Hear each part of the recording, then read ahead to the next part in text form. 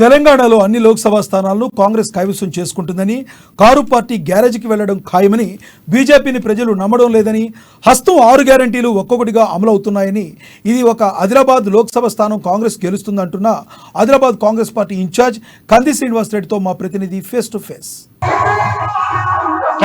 ఈ రోజు తెలంగాణ వ్యాప్తంగా ఉన్న బిఎల్ఏల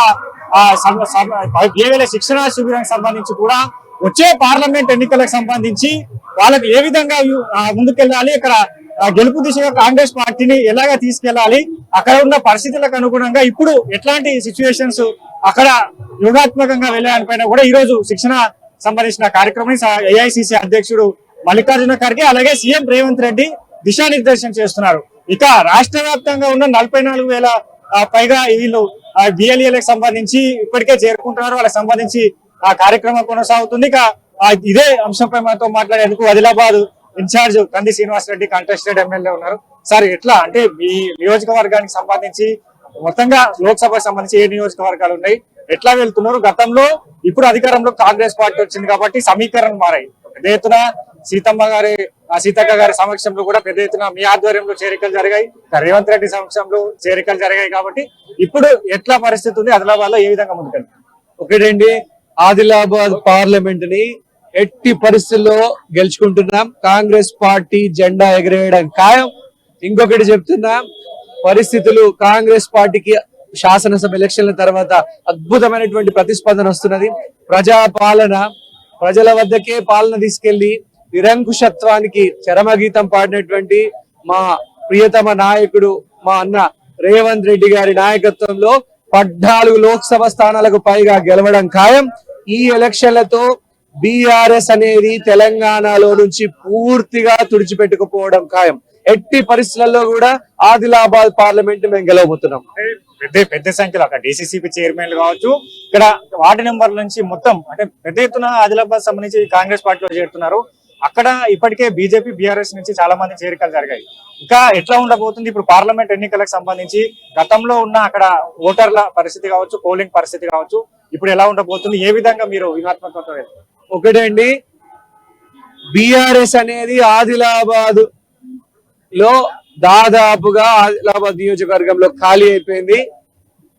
ఇంకా ఎవరైనా మిగిలినటువంటి కార్యకర్తల నుంచి రోజు మాకు ఫోన్లు వస్తున్నాయి. కాంగ్రెస్ పార్టీలో రేవంత్ రెడ్డి గారి ప్రజాపాలన 6 గ్యారంటీల అమలుని చిత్తశుద్ధితో అమలు చేస్తున్నటువంటి రేవంత్ రెడ్డి గారికి మద్దతుగా నిలవాలి అన్నటువంటి ఉద్దేశంతో పెద్ద ఎత్తున ప్రజలు కాంగ్రెస్ పార్టీకి బ్రహ్మరథం పడుతున్నారు. వచ్చే పార్లమెంట్ ఎలక్షన్ లో అద్భుతమైనటువంటి భారీ మెజార్టీతో మా ఎంపీ గెలవడం ఖాయం. అట్లనే ఆదిలాబాద్ లో పోటీ, మొదటి స్థానంలో కాంగ్రెస్ ఉంది, 2వ స్థానంలో బీజేపీ ఉన్నది.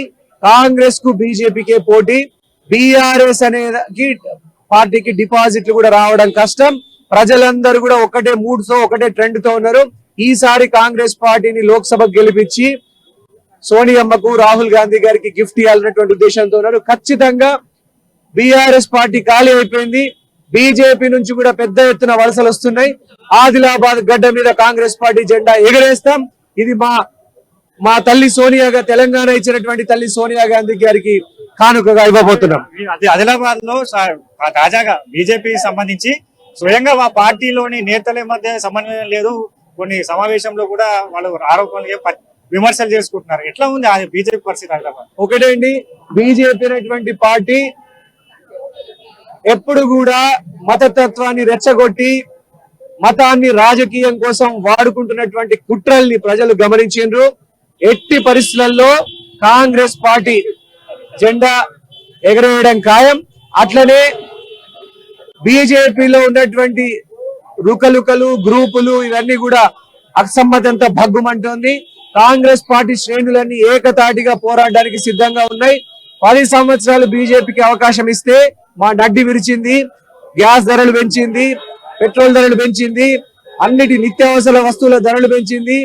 ఒక్క కాంగ్రెస్ పార్టీ మాత్రమే ప్రజల్ని కాపాడే పార్టీ, గరీబోళ్ల పార్టీ, పేద మధ్య తరగతి బడుగు బలహీన వర్గాల పార్టీ అని అర్థమైంది ప్రజలకి.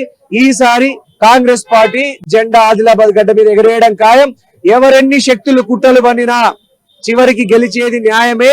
ఖచ్చితంగా బీజేపీ శ్రేణుల నైరాశ్యానికి ఉదాహరణ భారత్ జోడో న్యాయ యాత్రను అన్యాయంగా అక్రమంగా రాహుల్ గాంధీ గారి యాత్రను అస్సాంలో అడ్డుకోవడం ముమ్మాటికి బీజేపీ కుట్రలే. ఎన్ని కుట్రలు బీజేపీ పన్నినా కాంగ్రెస్ పార్టీ దేశవ్యాప్తంగా విజయడంకా మోగించడం ఖాయం. రాహుల్ గాంధీ గారు ప్రధానమంత్రి కావడం ఖాయం. బీఆర్ఎస్ వైపు కేటీఆర్ కావచ్చు, మంత్రులు కావచ్చు, కాంగ్రెస్ వారిని 420 హామీలే వాళ్ళు నెరవేర్చని హామీలు ఇచ్చారు. ఖచ్చితంగా 100 రోజుల్లో వీటిని నెరవేర్చాలని వాళ్ళు డిమాండ్ చేస్తున్నారు. ఇదే విమర్శలు చేస్తున్నారు. వీటి ఎట్లా చూస్తారు? 10 సంవత్సరాలకు పైగా హామీలు ఇచ్చినటువంటి బీఆర్ఎస్ పార్టీ నిరుద్యోగ భృతిని అమలు చేయలేదు, రైతు రుణమాఫీ అమలు చేయలేదు, అనేక రకాలైనటువంటి హామీలు ఇచ్చి అధికారంలోకి వచ్చినటువంటి అప్పటి బీఆర్ఎస్ ప్రభుత్వం, కేసీఆర్ ప్రభుత్వం ఇండ్లు కట్టలేదు పల్లెలలో.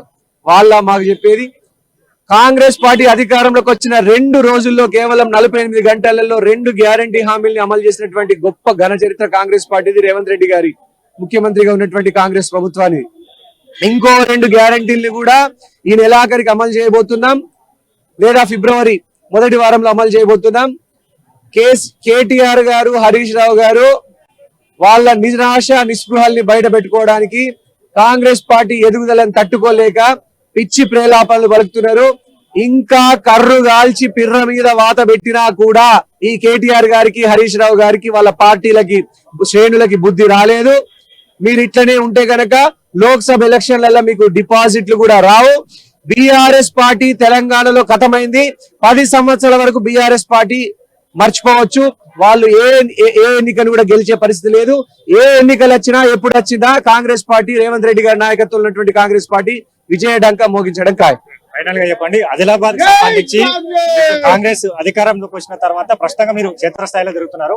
ఇప్పుడు అక్కడ ప్రజలు ఏమనుకుంటున్నారు? ఇప్పుడు తాజాగా పరిస్థితి ప్రజలు ఏమంటున్నారంటే చాలా స్పష్టంగా ఉన్నారు. ప్రజలు 10 సంవత్సరాలు బీజేపీకి ఓటేసినాం, కేంద్ర ప్రభుత్వంలో మాకేం రాలేదు. 2 సార్లు అవకాశం ఇచ్చినాం నరేంద్ర మోడీ ప్రభుత్వానికి, బీజేపీ ప్రభుత్వానికి. ఇది అంతా నరేంద్ర మోడీ గారు బీజేపీ ప్రభుత్వం అన్ని దొంగ నమస్కారాలు పెట్టడం, అన్నిటినీ మతాన్ని రాజకీయం కోసం వాడుకోవడం అని ప్రజలకు అర్థమైంది. కాంగ్రెస్ పార్టీ ఒక్కటే ఈ నిరంకుశాన్ని ఛేదించినటువంటి పార్టీ, ప్రజల వద్దకే ప్రభుత్వాన్ని తీసుకొచ్చినటువంటి పార్టీ.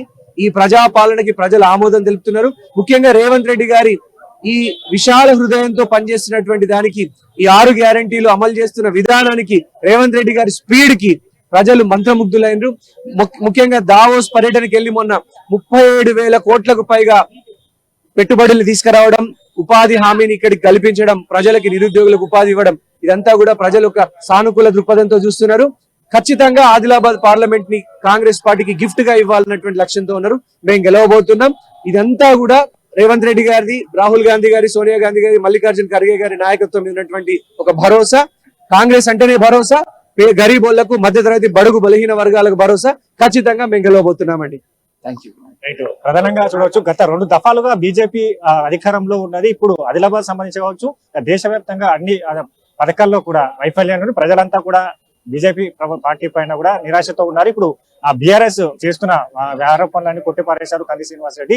వచ్చేది కాంగ్రెస్ ప్రభుత్వమే. ఏదైతే తెలంగాణలో కూడా 17 స్థానాలకు 17 గెలిచి ఏదైతే అధిష్టానం రాహుల్ గాంధీకి గిఫ్ట్ గా ఇవ్వబోతున్నారు, రాహుల్ గాంధీ ప్రధాని కాబోతున్నారని ధీమా వ్యక్తం చేస్తున్నారు. కెమెరా పర్సన్ మనోజ్ తో కలిసి హరీష్.